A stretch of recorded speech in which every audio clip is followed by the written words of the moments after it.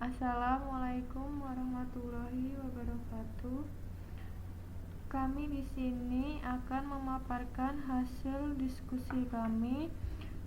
Kami dari kelompok 10 yang beranggotakan saya sendiri Indri Wulandari dan rekan saya Sutrisno dan Riki Andi Situmorang. Kami di sini akan menjelaskan tentang bab 11, yaitu yang berjudul tentang sintering.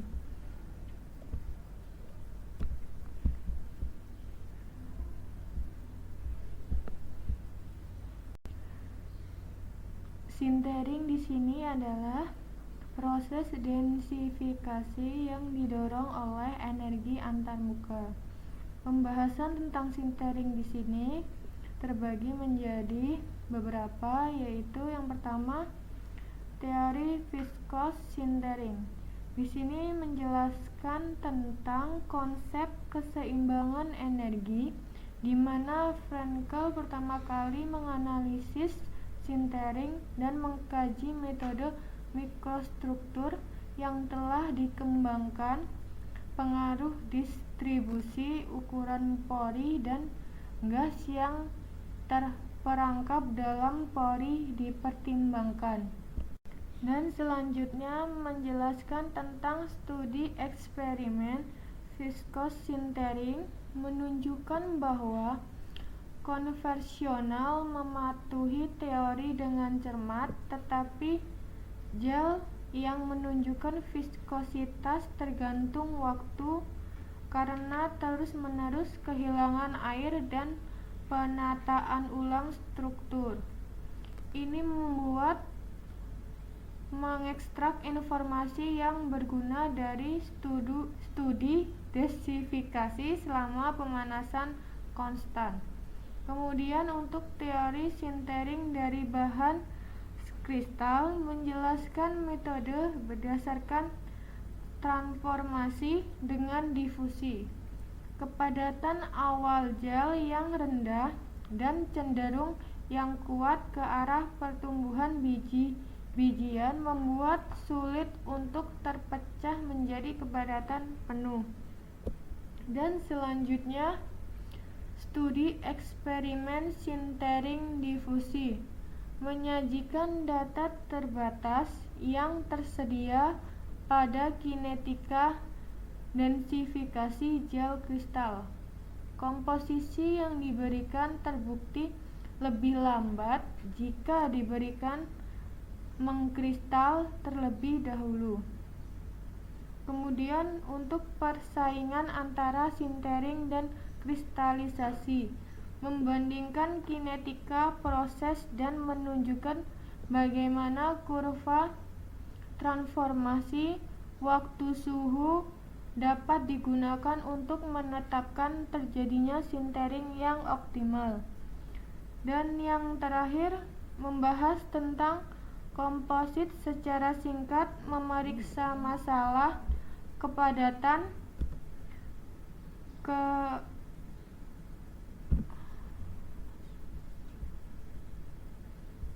Dan yang terakhir tentang komposit secara singkat, memeriksa masalah pemadatan komposit di mana matriks adalah gel. Dan kemudian teori viskos sintering sendiri terbagi beberapa penjelasan. Yang pertama, prinsip fisik, keseimbangan energi, aliran viskos, dan permukaan energi. Untuk keseimbangan energi sendiri, Frenkel mengemukakan bahwa laju renggangan atau densifikasi dapat ditemukan dengan menyamakan laju perubahan energi permukaan dengan laju disipasi energi.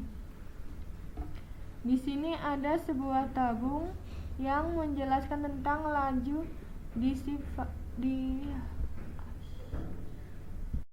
sini untuk laju disipasi energi selama aliran dapat dilihat dari sebuah tabung, volume dan kecepatan di dalam silinder yang dihasilkan oleh epsilon Z sama dengan minus YSW per 3Na. Dari hasil pemaparan di atas, di mana EF sama dengan V sigma R kali epsilon R plus sigma theta kali epsilon theta plus sigma Z kali epsilon Z, dan hasilnya menjadi EF sama dengan 2 epsilon R kali sigma R ditambah sigma Z kali epsilon Z, dan kemudian dikali dengan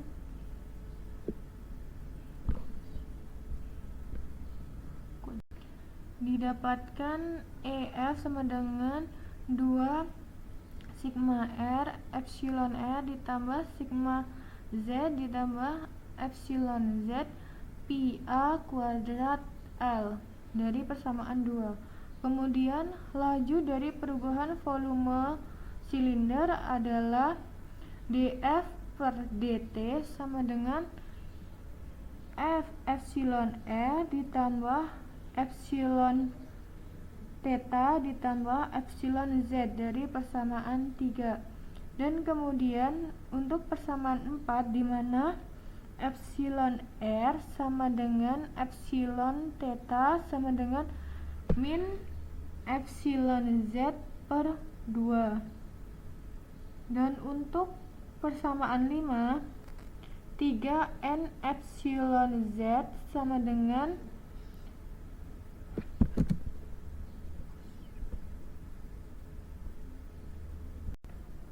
untuk persamaan 5 didapatkan 3N epsilon Z sama dengan sigma Z dikurang sigma R ditambah sigma theta di per 2 yang didapatkan sama dengan sigma Z dikurang sigma R. Untuk selanjutnya sintering, di mana N sama dengan viskositas, maka EF sama dengan 3N epsilon Z pangkat 2 dikali dengan pi A kuadrat L, didapatkan persamaan 6.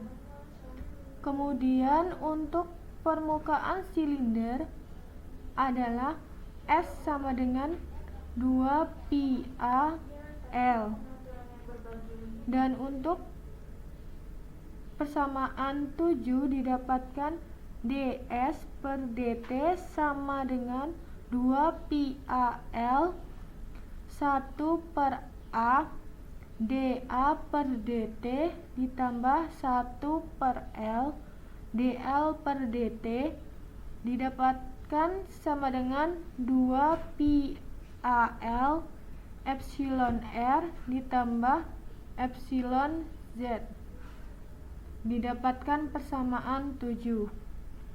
Dan kemudian untuk ES sama dengan YSW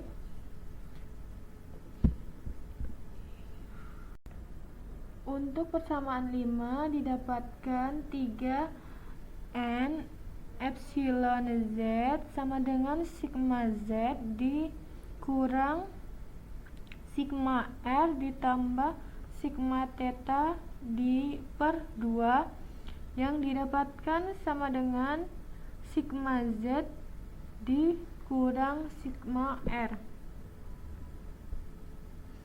Untuk selanjutnya sintering, di mana N sama dengan viskositas, maka EF sama dengan 3N epsilon Z pangkat 2 dikali dengan pi A kuadrat L.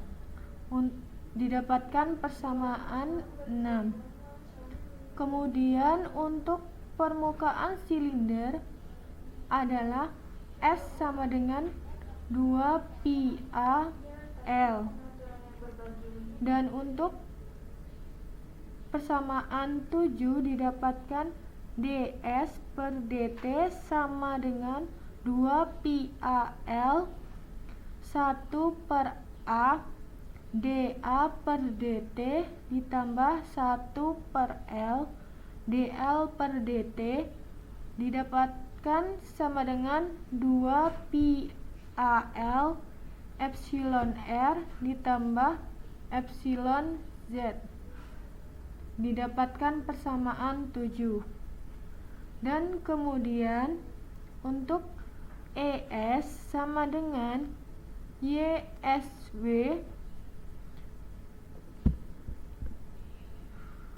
didapatkan ES sama dengan YSF ds per dt sama dengan YSF pi A L epsilon Z. Didapatkan dari persamaan 8. Kemudian EF plus ES ditambahkan, maka hasilnya itu sama dengan 0 dari persamaan 9. Kemudian menggunakan persamaan 6 dan 8 dari persamaan 9 mengarah ke prediksi epsilon Z sama dengan minus YSF per 3 NA. Didapatkan persamaan 10 yang didapatkan pada rumus di atas. Kemudian untuk aliran viskos N sama dengan N0. Untuk aliran viskos di sini N sama dengan N0 EXP Q per R kali T. Dan kemudian N sama dengan N0 EXP A per T kurang dari T0. Di sini T0 itu T awal, dan kemudian di mana Q adalah energi aktivasi dan R adalah konstanta gas ideal. Dan selanjutnya tentang permukaan energi.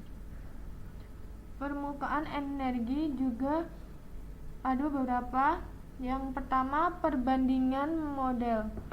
Dalam makalah klasik Frenkel, ia mempresentasikan analisis tentang perpaduan pasangan bola yang merupakan perwakilan dari sintering. Dapat dilihat dari gambar di samping. Kemudian untuk permukaan energi dari pembandingan metode Mesh, dan selanjutnya Mackenzie dan Stewart menganalisis tingkat penyusutan menurut metode Frenkel. Didapatkan pada persamaan 15 dapat dilihat, dan kemudian pada persamaan 16 dan persamaan 17. Itu merupakan hasil dari pemaparan MS yang menganalisa tentang penyusutan dari metode Frenkel. Dan selanjutnya tentang viskolastisitas, yang dimana pada prinsipnya Sintering bahan viskolastik dapat dianalisis secara sederhana dengan menghitung tegangan dan renggangan yang diharapkan untuk bahan elastis dan kemudian menggunakan analogi viskolastik.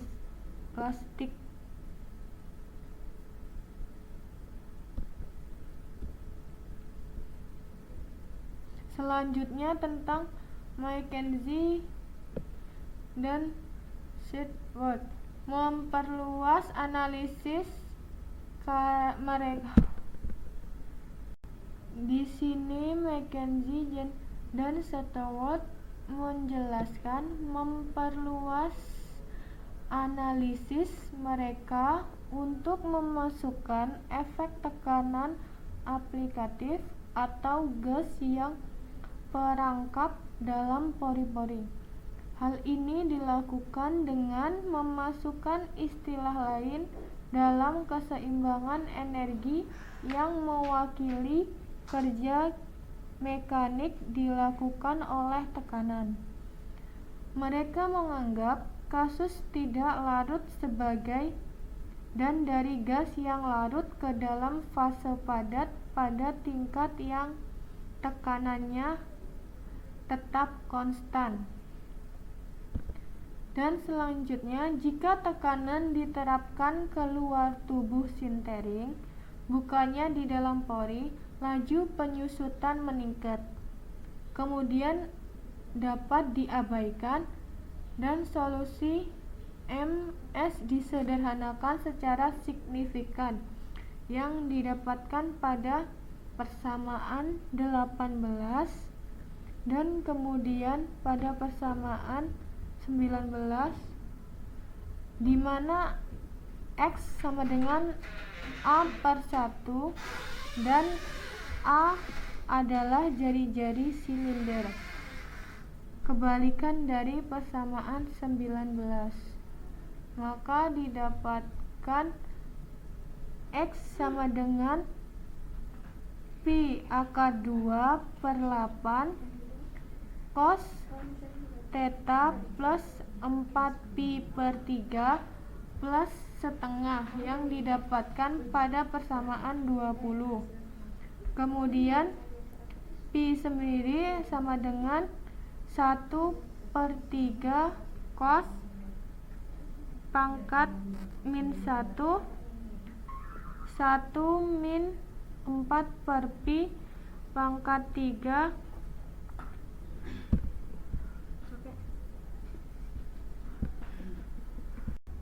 maka didapatkan persamaan 20 dan kemudian didapatkan dari persamaan 21 sehingga didapatkan pada persamaan 22. Selanjutnya didapatkan pada persamaan 23, persamaan 24 dan persamaan 25 sehingga didapatkan Y sama dengan 3pi/X dikurang 8 akar 3 pangkat 1/3 yang didapatkan pada persamaan 26. Selanjutnya tentang viskolastisitas, di mana pada prinsipnya sintering bahan viskolastik dapat dianalisis secara sederhana dengan menghitung tegangan dan renggangan yang diharapkan untuk bahan elastis dan kemudian menggunakan analogi viskolastik. Bahkan dalam gel, tegangan kapiler kurang dari 50 MPa dan modulus adalah 30 dPa, sehingga renggangan plastik kurang dari 1% karena gel penyusutan 20% atau lebih selama sintering. penyusutan yang diamati hampir seluruhnya disebabkan oleh aliran dan renggangan elastis yang tertunda dapat diabaikan secara sah. Selanjutnya tentang studi eksperimen viscous sintering. Yang pertama tentang partikel gel.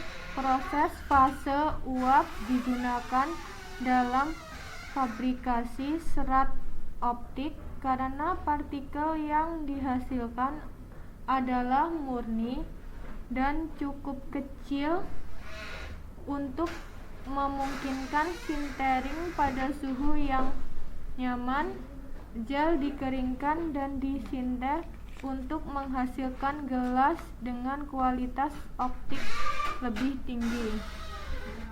Kemudian Long menjelaskan tentang menggunakan aerosil OX50 bubuk silika komersial yang dibuat oleh oksidasi nyala SiCl uap untuk menghasilkan gelas silika berkualitas cukup untuk membuat optik serat telekomunikasi seperti dibahas pada bab 4 kinetika sintering gel kering dibandingkan dengan metode silinder sebagai berikut. Sampel diperlukan isoterm untuk periode waktu yang lama dan kepadatannya diukur. Selanjutnya tentang kinetika sintering dipelajari oleh Johnson et al. Dan ditemukan penyimpangan dari metode silinder seperti yang ditunjukkan pada gambar 16. Ini memungkinkan besar mencerminkan distribusi ukuran pori bimodal yang dihasilkan dari metode persiapan. Pori-pori kecil ada antara partikel primer dan pori-pori besar antara agregat. Partikel primer dan pori-pori besar antara agregat sehingga dapat dilihat pada gambar di samping. Kemudian Argus dan Corel meneliti gel silika yang dibuat dengan cara yang sama dan menemukan kesesuaian yang sangat baik dengan model silinder untuk kerapatan relatif antara 0,3 dan 0,9. Mungkin satu ukuran pori mendominasi perilaku sintering pada gel mereka karena rentang kerapatan tersebut.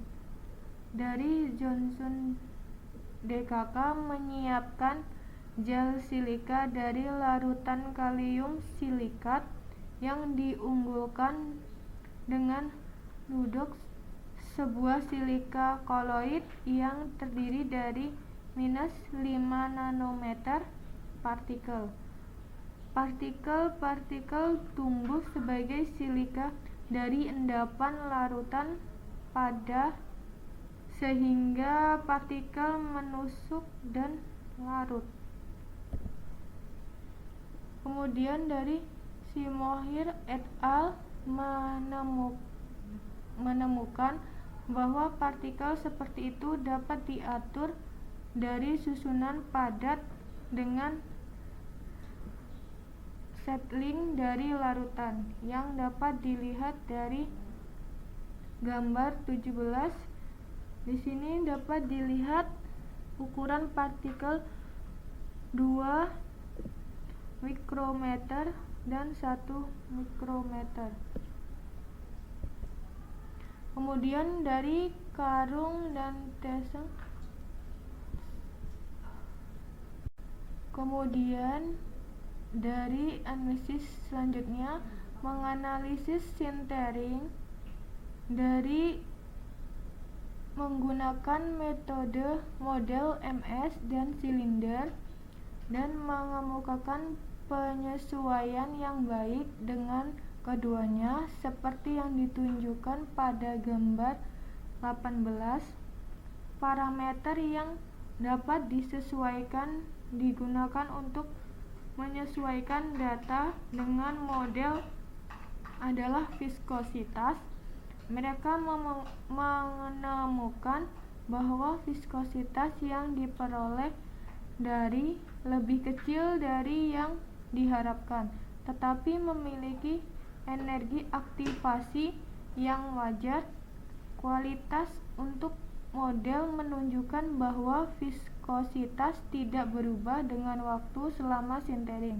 Kemudian, karena mungkin jika kandungan hidroksil partikel berubah secara signifikan seiring waktu, pengepakan seragam dari partikel terbukti memiliki efek mendalam pada tingkat densifikasi mencapai kepadatan penuh dalam 24 jam pada suhu 1000 derajat, sedangkan kepadatan relatif meningkat dari 0,45 menjadi 0,58 yang dapat dilihat dari gambar 18 tersebut. Kemudian menjelaskan tentang aerogel. Philippus selanjutnya tentang aerogel yang dikemukakan oleh Philippus et al. Mempelajari perilaku densifikasi aerogel silika dan menemukan bahwa densifikasi terjadi dengan cepat pada minus 1100 derajat Celcius. Gel mengandung minus 3000 ppm pengeringan superkritis hidroksil yang menyebabkan berbusa ketika dipanaskan hingga 1200 derajat Celcius. Perlakuan klorin dibahas dalam bab 10, di mana digunakan untuk mengurangi kandungan OH dan dengan demikian mencegah berbusa. Dan untuk selanjutnya penjelasan tentang aerogel. Struktur aerogel sangat bergantung pada kondisi yang berlaku selama hidrolisis. Silikat yang dikatalis basa menghasilkan gel yang teksturnya granular dan mempertahankan sedikit bahan organik. Katalis asam mengarah ke gel dengan struktur yang lebih halus, lebih padat, tanpa partikel, tetapi terdiri dari gugus polimer yang relatif linier dan berikat silang. Selanjutnya dari Anorato, gel partikel hanya memiliki sedikit konsentrasi gugus hidroksil pada permukaan partikel yang dihasilkan oleh api, sehingga penurunan beratnya kecil dan tidak secara signifikan mempengaruhi struktur kaca. Reaksi kondensasi dan pirolisis yang terjadi selama pemanasan aerogel yang membebaskan sejumlah besar gas yang dapat menghasilkan tekanan tinggi karena permeabilitas rendah dan dari pori-pori kecil di jaringan. Kemudian akibatnya aerogel dapat retak ketika dipanaskan antara suhu kamar minus 400 derajat Celcius. Kerusakan biasanya dihindari dengan laju pemanasan yang lambat atau dengan pemanasan dalam serangkaian langkah jauh lebih kecil. Masalah yang ditemukan dalam pemanasan aerogel dan gel partikulat yang dibuat dari silika karena volume gas yang dihasilkan lebih kecil dan relatif mudah mengalir melalui pori-pori yang lebih besar. Seperti dijelaskan dalam bab 9, kerapatan fase padat dalam gel yang diturunkan dari al-oksida lebih rendah daripada gelas yang meleleh dari komposisi yang sama, bahkan setelah gel dipanaskan hingga 500 derajat Celcius untuk mendorong reaksi kondensasi. Selanjutnya tentang silika gel yang menurut Nogami dan Moria menunjukkan bahwa perbedaan kimia dan mikrostruktur antara gel yang dikatalis asam dan basa tercermin dalam perilaku densifikasi. Penyusutan awal gel yang dikatalis basa dapat dijelaskan menggunakan persamaan Frenkel persamaan 14 yang dikatalis asam disinter pada suhu yang lebih rendah dan kinetika. Perbandingan yang lebih rinci dilakukan oleh Brinkel et al. Menggunakan 3 gel yang dijelaskan pada gambar 21. Kinetika sintering isotermal gel dianalisis menggunakan model silinder, tetapi plot waktu yang dikurangi versus waktu yang berlalu seperti pada gambar 15 tidak linier oleh Gallo dan Klein yang membandingkan viskositas yang disimpulkan dari eksperimen sintering dengan viskositas yang diperoleh dengan mengukuran pembelokan balok pada gel berpori pada kondisi yang identik. Di sini dapat dilihat pada gambar 21. Kemudian selanjutnya tentang pengepresan panas dan pengepresan sedang disintering di bawah tekanan tinggi. Perbedaan ini disebabkan oleh porositas terbuka yang bertentangan dengan pori-pori tertutup yang diasumsikan dalam model. Penjelasan itu mengingat ketidakpekaan model terhadap detail geometris dan yang lebih penting hasil yang baik untuk kaca yang dihancurkan bersama berpori. Penyimpangan yang diamati kemungkinan besar mencerminkan perubahan viskositas seperti pada gel yang dibahas sebelumnya. Interpretasi ini didukung oleh energi aktivasi yang rendah untuk aliran yang ditemukan dari percobaan penekanan panas seperti yang dijelaskan sehubungan dengan gambar 29 karena lebih banyak OH viskositas yang diukur dan energi aktivasi dapat sangat rendah. Dapat dilihat dari gambar 29. Selanjutnya akan dijelaskan oleh rekan saya yang bernama Sutrisno. Baik, bismillahirrahmanirrahim. Assalamualaikum warahmatullahi wabarakatuh. Saya Sufiarno, NPM 1717041034. Baik, di sini saya akan melanjutkan materi tentang materi sintering itu pada subbab 3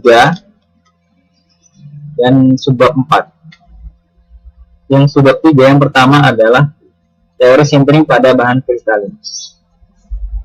Begitu banyak referensi yang lebih spesifik, yang mungkin lebih sederhana, yang sudah kita pelajari sebelumnya. Di sana banyak rangkuman yang luar biasa pada pelajaran pada subbab kita pada hari ini, melibatkan karya seperti karya oleh Kingery et al., Hubel, dan lain-lain ya, yang mendeskripsikan tentang prinsip fisika dan teori serta dan kerja eksperimen. Kemudian untuk mengikuti evaluasi geometri sintering diperlukan model yang lebih rinci dan variasi pendekatan yang lebih rinci seperti topologi. Namun yang didiskusikan oleh Yan ya, dia hanya menjelaskan tentang evaluasi geometri, namun tidak menjelaskan tentang prediksi pada kinetik gitu. Namun untuk model komputer itu keduanya, geometri maupun kinetik, itu bisa dijelaskan. Salah satunya dari review dari Johnson. Baik, yang pertama itu saya akan menjelaskan tentang prinsip fisika ya, prinsip fisika. Untuk kekentalan sintering, gaya yang bekerja pada densifikasi kristal atau kristal material kristal adalah energi surface atau energi permukaan. Untuk energi permukaan pada gelas itu seringkali tinggi, yang nilainya mendekati 1,0 sampai 1,2 Joule per meter persegi.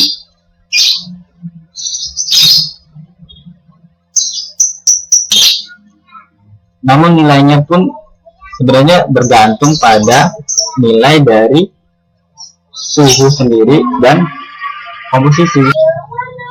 Salah satu yang terpenting dari bahan kristal atau amorf yang harus kita ketahui adalah adanya batas butir atau grain boundaries. Jadi batas butir ini ya, pada bidang kristal dalam partikel itu menandakan bahwa adanya ketidakcocokan antar elektron, sehingga adanya batas butir ini. Jadi energi yang diperoleh dari batas butir ini yaitu ada yang saling menghilangkan, juga ada yang menghasilkan gitu. Sebenarnya energi butir ini itu saling seimbang gitu, energinya saling seimbang. Ada yang dihasilkan, ada yang menghilangkan karena penyerapan, dan kecenderungan dari biji atau atom itu untuk tumbuh atau mengurangi energi tersebut. Jadi ada yang diserap dan ada yang menghasilkan. Itulah dinamakan sumber dari energi dari energi batas butir tersebut gitu.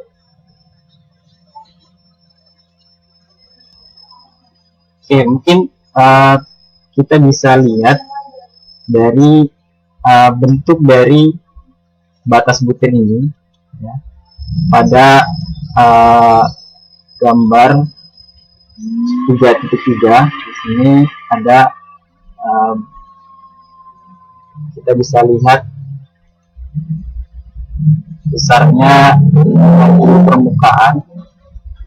Oke, di sini ada batas butir, namanya batas butir. Ini kalau digambarkan pada bidang kertas ya, ada penggambaran seperti ini. Ini kita lihat di sini nilai dari interfasial energinya itu adalah gamma GB, yang nilainya sama dengan 2 kali gamma SP di cos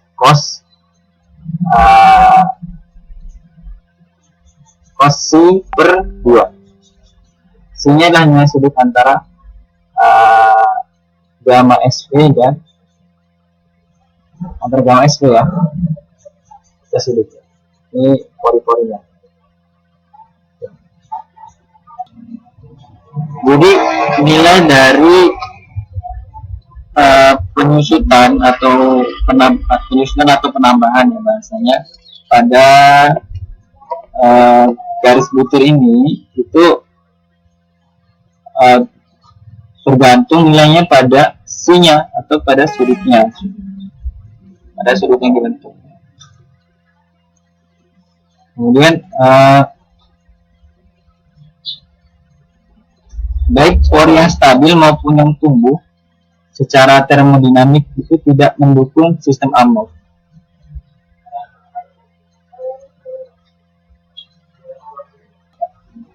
Lalu pengurangan ya yang di permukaan ini tadi ya, ada ring boundary, jarak antar pori ini ya, kita bisa lihat lah jarak antar pori pada gambar tersebut ya, seperti ini jarak antar pori itu membentuk sudut ya, yang disebut dengan C, bahasa C itu keseimbangan yang dibutuhkan bahwa permukaan pada pertemuan antara garis ya, antara garis itu tadi pada di sini, pada kasusnya di sini grain boundary dihedral angle atau sudut grain boundary pada bentuk dihedral, di mana nilai dari C-nya itu kita definisikan yang setelah saya sebutkan tadi ya, nilainya adalah 2 kali cos pangkat min 1 dalam kurung gamma GB per 2 gamma SP. Sebenarnya batas butir ini tidak terlalu banyak gitu ya, tidak terlalu banyak bisa kita dalam bahan siteri ya, bahan kristal ini sulit kita taksir terlalu berlebihan, karena biasanya sebuah pori itu yang tidak berpotongan. Baik, itu ya tadi yang telah saya sebutkan tadi, bahwa nilai dari C-nya atau sudut yang dibentuk antara kedua batas butir yang saling bertemu, kita diskusi yang tadi 2 cos min 1 gamma GB per 2 gamma SP. Nah ini yang saya sebutkan tadi, bahwa kita tidak bisa terlalu banyak mentaksir berlebihan pada sintering bahan kristalin, pentingnya seperti apa dan sebagainya, kita tidak terlalu kita bisa taksir terlalu berlebihan. Namun secara konsentrasi Kalau jika konsentrasi kekosongan itu akan mengakibatkan atom cenderung berdifusi dari batas pori ke permukaan gitu, dari batas permukaan. Apakah pori itu akan menyusut atau akan tumbuh itu bergantung pada nilai sinya dan jumlah butir di sekitar pori gitu. Oke,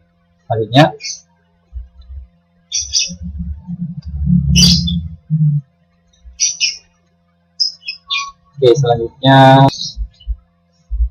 baik. Nah, di sini kita bisa lihat beberapa jenis material kristalin, lintasan-lintasan pada material kristalin yang disintering. Di sini ada beberapa jenis ya. Yang pertama di sini ada lattice diffusion, ada surface diffusion, kemudian ada evaporation. Ini juga bisa kita lihat gambarnya dari batas-batas butir. Partikel akan mempengaruhi difusi batas butir atau difusi kisi lebih penting gitu. Jadi semakin kecil butir, semakin besar fraksi volume yang ditempati oleh batas butir. Gitu. Oke, tadi sudah kita lihat ya dari dari penjelasan tadi, di mana teman-teman bisa lihat di sini ada bentuk dari batas-batas butir gitu ya. Di sini ada ikatan difusi atau batas difusi dan lain sebagainya. Yang di sini ada beberapa jenis. Tadi di sini contohnya adalah ada dihedral.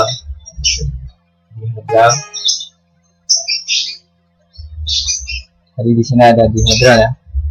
Lalu kemudian di sini lagi sudut dihedral maksudnya. Kemudian di sini tadi ada bentuknya lagi, di sini beberapa lintasan transport di dalam transformasi material di dalam sintering pada material kristal. Oke, kita selanjutnya akan membahas tentang model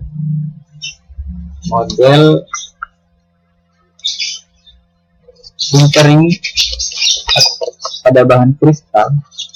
Secara konsep itu dibagi menjadi tahap yang beberapa tahap maksudnya, yang dijelaskan pada mungkin teman-teman bisa buka buku Sol-Gel yang telah teman-teman dapatkan ya soalnya, kepada bagian 1.2 pada tahap awal.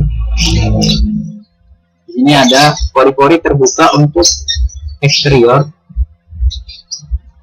jadi eksterior tumbuh. Kalau bahasanya neck develop atau neck growth atau leher tumbuh ya bahasa di sini. Oke, bahan sintering modelnya sendiri pada sintering pada material kristal gitu ya. Itu umumnya konsepnya itu tahapnya hampir mirip gitu.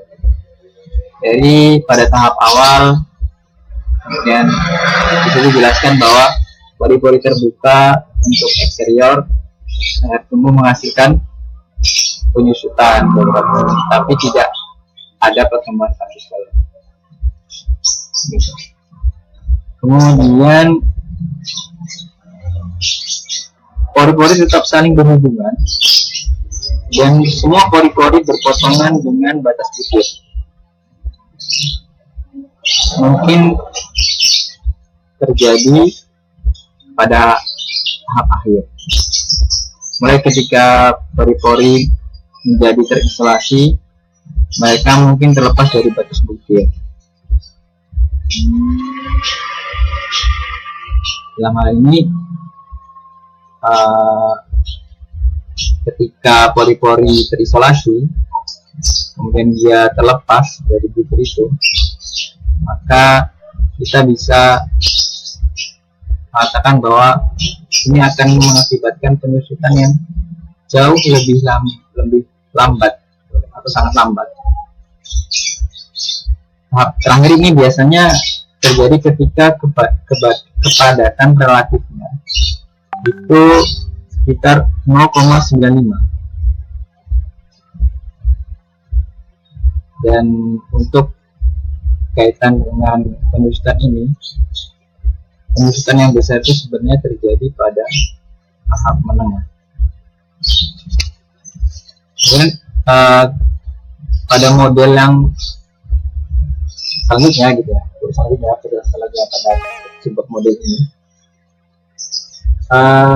di sini dikatakan ada tahapan model awal yang didasarkan oleh pada dua bola yang dianalisis oleh Frenkel. Energi permukaan itu akan menghasilkan kelebihan atau kekosongan dalam isi atau kristal di daerah lengkungan. Yang ini hasil flux sangat jauh dari perimeter leher atau equivalent flux atau menuju perimeter. Dan untuk menghitung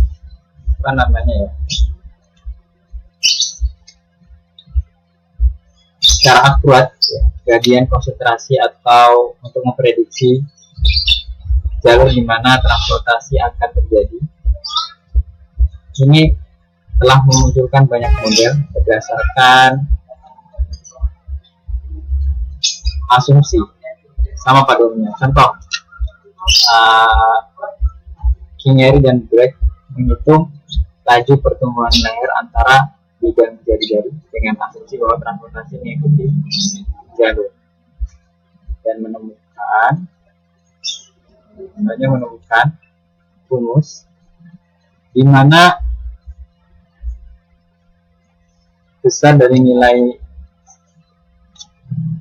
penelitian dari Kingery dan Black ini, dia meninjau dari jari-jari.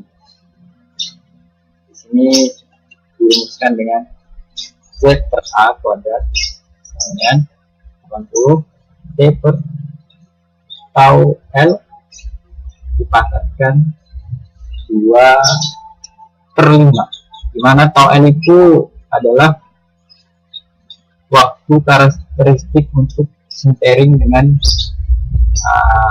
isi difusi, di mana besaran nilai tau L-nya itu adalah K TA pangkat 3 per DL YSP maksud kami gamma SP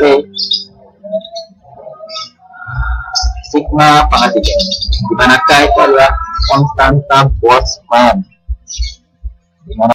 Oke, selanjutnya kita akan membahas tentang studi eksperimen pada sintering difusi atau difusi sintering. Perilaku yang kompleks atau yang lengkap yang dijelaskan dalam bagian sebelumnya tidak mendukung langsung pengujian model sintering untuk bahan kristal. Namun demikian, teori tersebut dengan jelas menunjukkan parameter yang harus dikontrol untuk mendapatkan densifikasi yang cepat. Partikel kecil ini menyediakan jalur difusi singkat dari pori yang tadi si titik, yaitu tadi ada sudut kontak antara partikel atau pertemuan antara string boundary Kemudian sehingga kenaikan kita bisa definisikan kenaikan sinteringnya, kita bisa rata-rata kenaikan itu sinteringnya bisa kita definisikan sebagai A pangkat min 3 atau A pangkat min 4 gitu ya. Yang paling penting partikel harus padat dan seragam untuk meminimalkan volume pori sambil memaksimalkan jumlah kontak partikel. Hal ini menciptakan situasi di mana terdapat banyak batas butir ya, atom, batas butir atom, atau ruang pori yang relatif kecil. Oke, baik, kita lanjutkan kembali bahwa tadi ya syaratnya yang harus jadi catatan kita pada eksperimen sintering adalah bagaimana nanti partikel itu harus padat dan seragam untuk mendapatkan volume pori yang maksimal gitu pada kontak partikel. Ini akan terjadi jika batas butirnya atau ruang porinya relatif kecil sepanjang difusi atau jalurnya pendek. Ilustrasi yang paling dramatis dari prinsip ini itu disediakan oleh Wood pada dia pada eksperimennya dia mempelajari studi klasik tentang sintering zirkonia yang distabilkan oleh YTTRIA dan menyiapkan suspensi bubuk yang diturunkan dari al-oksida ukurannya 8-12 dan memungkinkan algoritma untuk mengendap kemudian menggunakan partikel halus yang tersisa di supernatan untuk menyiapkan padatan-padatan dengan pengendapan gravitasi.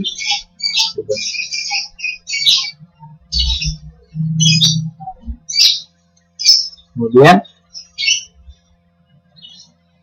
di sini ketika densifikasi serbuk yang dikemas dengan baik menunjukkan bahwa difusi batas butir itu adalah mekanisme kontrol seperti yang diharapkan untuk sebuah hal tersebut.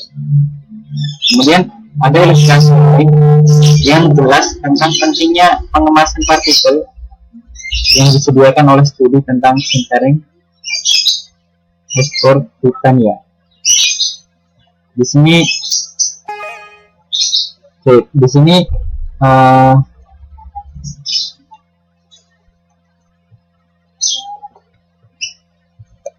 sini ada seperti karya Elegan Messi et al. Menunjukkan bahwa keramik padat dapat dibuat dari gel monolitik pada suhu sedang jika transformasi fasenya dikontrol dengan cermat. Namun bahkan di bawah kondisi ideal, gel monolitik menawarkan sedikit keuntungan dibandingkan bubuk yang diproses secara konvensional, seperti yang diilustrasikan pada, mungkin kalau teman-teman bisa buka buku sojalnya. Oke, kemudian ada juga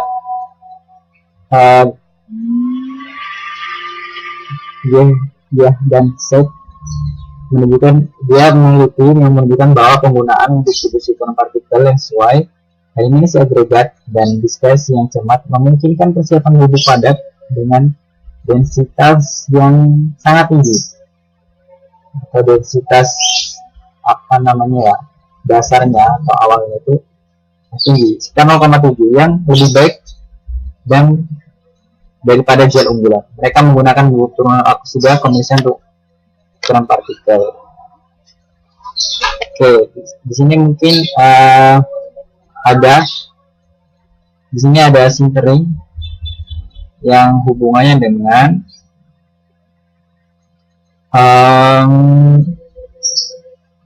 perbandingan pada densifikasi, kinetik densifikasi oleh konvensional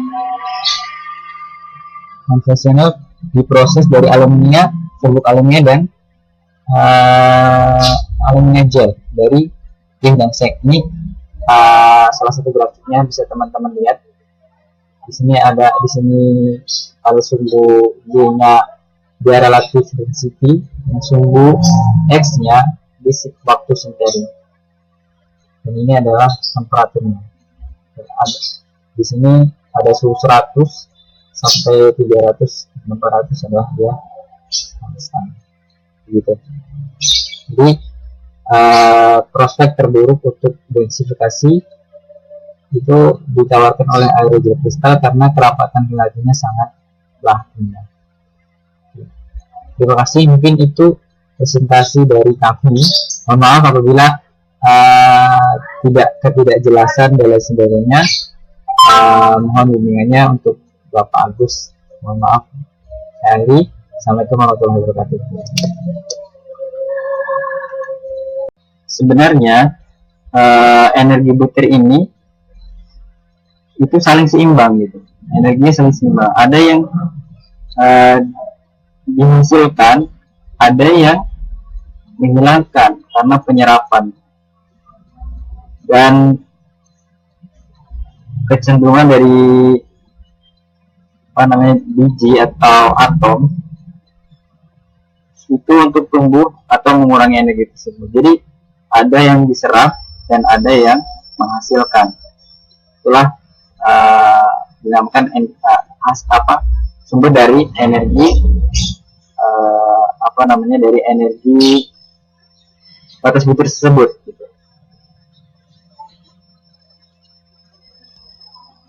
Oke, mungkin kita bisa lihat dari bentuk dari batas butir ini ya, pada gambar 3.3. Di sini ada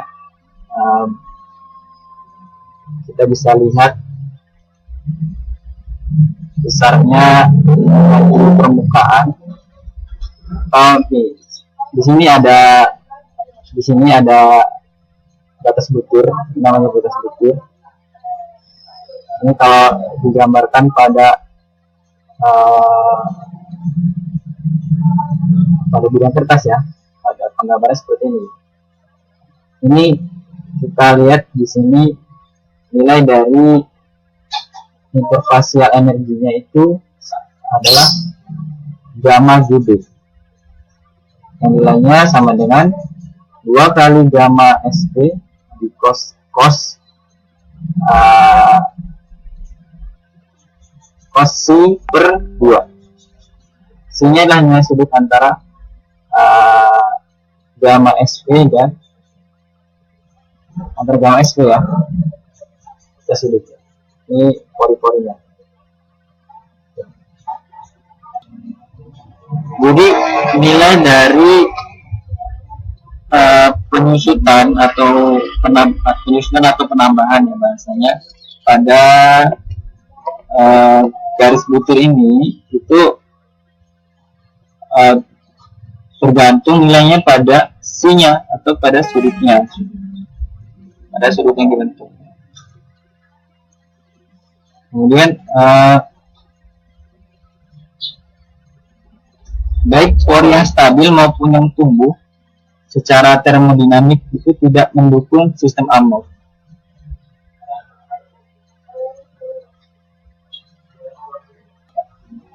Lalu pengurangan yang di permukaan ini tadi ya, pada frame boundary, jarak antar pori ini ya, kita bisa lihat lah jarak antar pori pada gambar tersebut ya, seperti ini. Jarak antar pori itu membentuk sudut ya, yang disebut dengan C, bahasa C. Itu keseimbangan yang dibutuhkan, bahwa permukaan pada pertemuan antara garis ya, antara garis itu tadi. Pada kasusnya di sini grain boundary dihedral angle atau sudut grain boundary pada bentuk dihedral, di mana nilai dari C-nya itu kita definisikan yang setelah saya sebutkan tadi ya, itu nilainya adalah 2 kali cos pangkat min 1 dalam kurung gamma GB per 2 gamma SV. Sebenarnya batas butir ini tidak terlalu banyak gitu ya, tidak terlalu banyak bisa kita dalam bahan sitari ya, bahan kristal ini sulit kita taksir terlalu berlebihan, karena biasanya sebuah pori itu yang tidak berpotongan